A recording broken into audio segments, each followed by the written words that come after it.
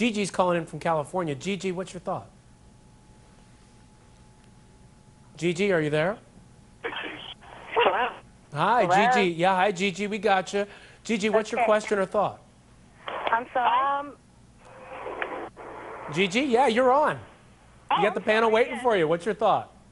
I actually have really great memories of Michael Jackson. I took my son to see him at the 30th anniversary in New York City, and it was amazing. It was the night before 9/11, and when 9/11 took place the next morning, everybody was concerned, as I was, with the world, but I was really concerned about what happened with Michael Jackson and whether or not he'd gotten out of New York. It was the most amazing concert I'd ever been to.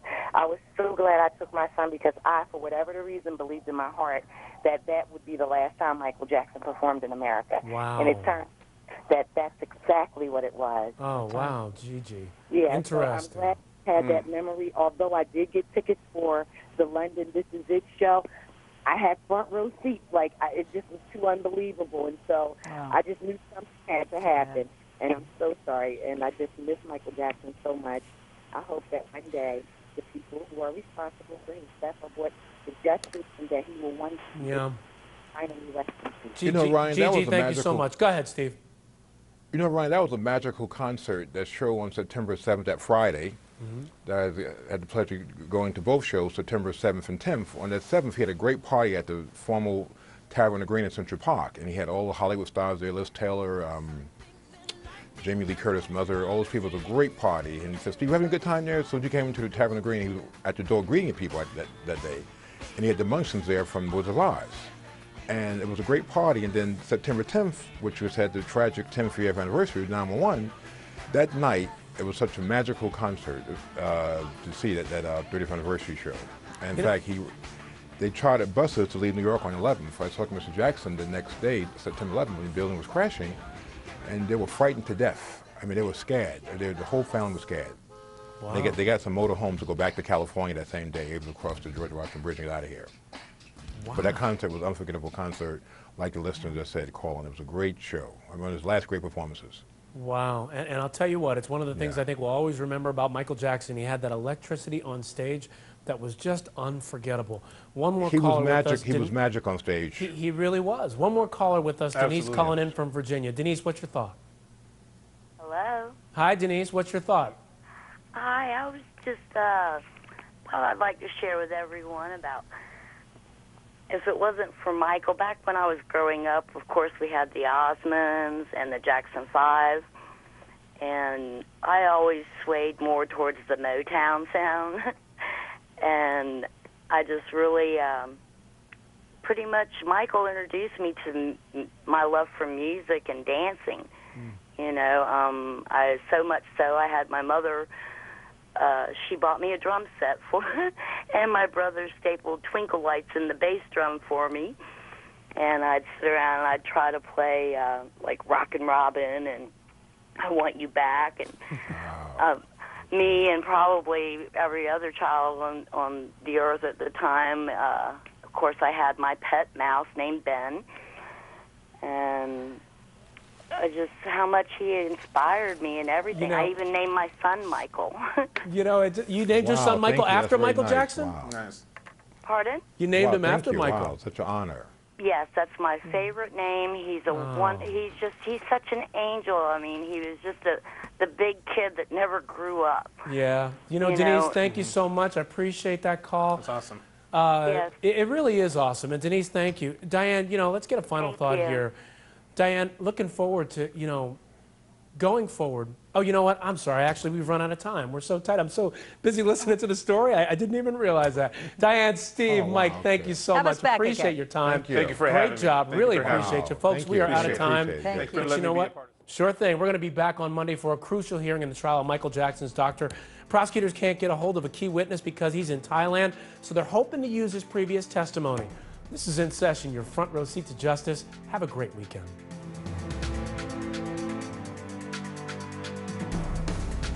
Welcome back. We're taking your questions today about Michael Jackson and the Conrad Murray trial. We've got our panel with us that spoke to us from New York about who the real Michael Jackson is. Mike Garcia, Steve Manning, Diane Dimond. And let's start with our first caller. We've got Gladys on from Louisiana. Gladys, what's your thought or what's your question?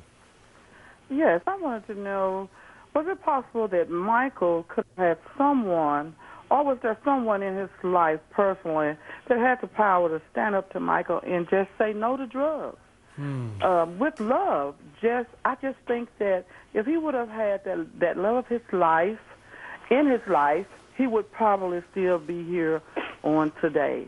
Gladys, I'm glad you asked that question, and thank you. And Steve, we talked about this a little bit during the interview, but Gladys's question is a little different from what we talked about. I remember when Mike was sharing the story of how some of the family came over and tried to do an intervention. But Steve, in your mind, was there someone in Michael's world who could have done this? You know, Ryan, I would say, as I mentioned before, the previous shows, that there are certain people around Michael and his entourage. And again, what I say about Mr. Jackson and Mrs. Jackson, those were his parents. He would be alive today if they were involved, people from the family. Certain people around Michael kept the family away for their own interests.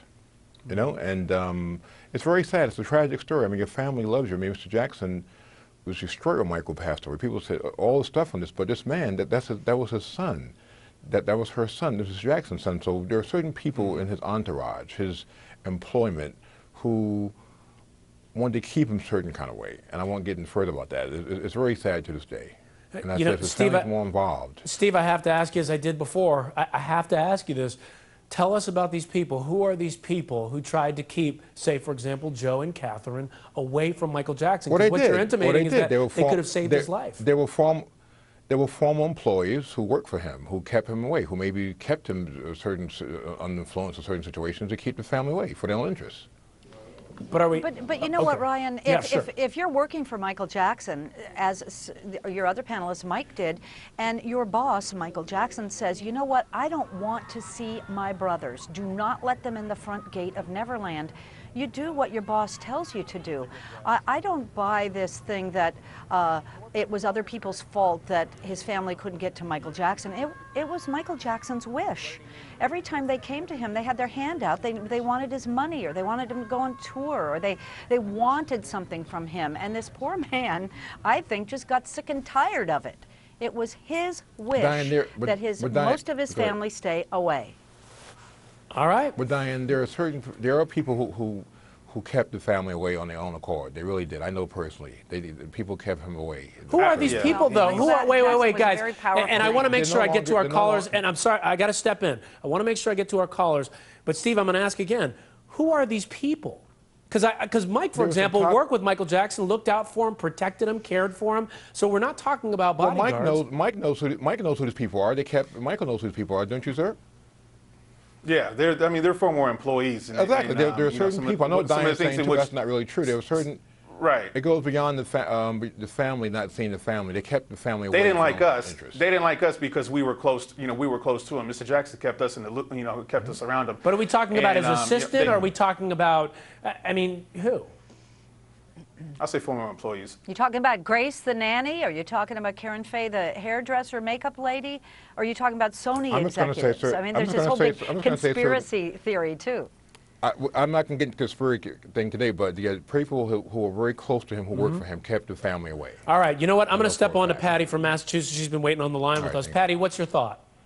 Hi. First of all, I just have to thank you so much for letting me speak with Diane Dimond, one of my heroes. Diane, you tell it like it is. You are so brave. I admire you so incredibly much. Patty, and I thank you for all that you do. You're a beacon in journalism, and I love it. My two questions, I have two brief ones, not to embarrass you, but did Jackson ever have any psychiatric care? My friend Alana King was wondering that. And also, I seem to remember that he went to some type of rehab at some point. Am I wrong? You know, that's an interesting question. Go ahead. In 1993, August, I did my very first story about the allegations against Michael Jackson from the first young boy. He was on tour in Mexico. That tour was interrupted while he went into rehab in London. So, Patty, boy, you have a good memory. I think there were some other times when his parents, his mother specifically, wanted him to get some rehab, some psychiatric care. I understand Janet, his sister, had arranged some group psychiatric care, but Michael Jackson, again, was just not interested, according to everybody I spoke to. All right, let's talk to Sharon calling in from questions. Arizona. Let's bring Sharon in. Sharon, what's your thought?